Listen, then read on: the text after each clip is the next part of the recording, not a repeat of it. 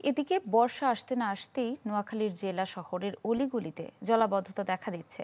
এ নিয়ে আরো খবর জানাতে সেখান থেকে যোগ দিচ্ছেন সহকর্মী সুমন ভৌমিক। সুমন।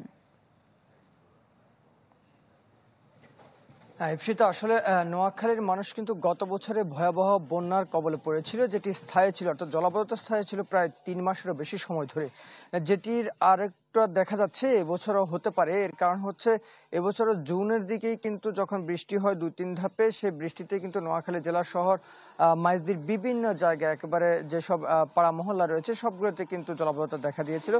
এবং মধ্যখানে গত ৪-৫ দিন যখন বৃষ্টি কম ছিল তখন অনেকটা নেমে গিয়েছে পানি, কিন্তু গতকাল ভোরের দিকে এবং গতকাল রাতে যখন বৃষ্টি হয়েছে তখনই কিন্তু আবার পানিবন্দী হয়ে পড়েছে নোয়াখালী। যেমন লক্ষ্মীনারায়ণপুর আমি এলাকাটিতে রয়েছে, এখানে আমার পেছনে যেটি সেটি একটা কোচিং সেন্টার বা এই আশপাশে যতগুলো বাড়ি রয়েছে প্রত্যেকটা বাড়িতে কিন্তু পানি রয়েছে। আমরা সকালবেলা বিভিন্ন বাড়িতে ঢুকে দেখেছি যে প্রত্যেকের বাড়ির উঠোনে কিন্তু পানি রয়েছে এবং কারো কারো ঘরের মেঝেতে পর্যন্ত পানি ঢুকে গেছে। এটি যদি আসলে স্থায়ীভাবে দেখা দেয় এবছর, তবে যেহেতু বর্ষা চলছে, বর্ষা যদি বৃষ্টি দেখা দেয় তাহলে কিন্তু জলাবদ্ধতা দীর্ঘস্থায়ী হবে, এরকমটা কিন্তু এখানকার যারা স্থানীয় বাসিন্দা রয়েছেন তারা বলছেন। একই সঙ্গে যে বর্তমানে ডেঙ্গুর যে প্রকোপ দেখা দিচ্ছে সেটি কিন্তু ভয়াবহ আকার ধারণ করতে পারে নোয়াখালীতে। কারণ হচ্ছে এইভাবে যদি বৃষ্টির পানি জমে থাকে সেগুলোতে কিন্তু অ্যাডিস মশা জন্ম নেওয়ার সম্ভাবনা রয়েছে এবং সেক্ষেত্রে অবশ্যই নোয়াখালীতে এর আগে গত বছরও কিন্তু ডেঙ্গুতে একজন মারাও গিয়েছিল, এরকমটি ঘটনা ঘটেছে। এবং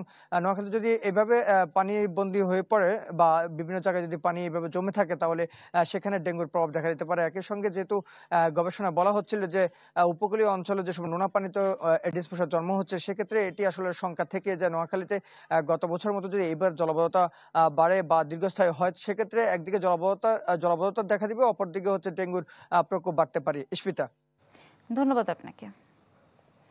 দর্শক, জলাবদ্ধতার খবর জানছিলাম নোয়াখালী থেকে।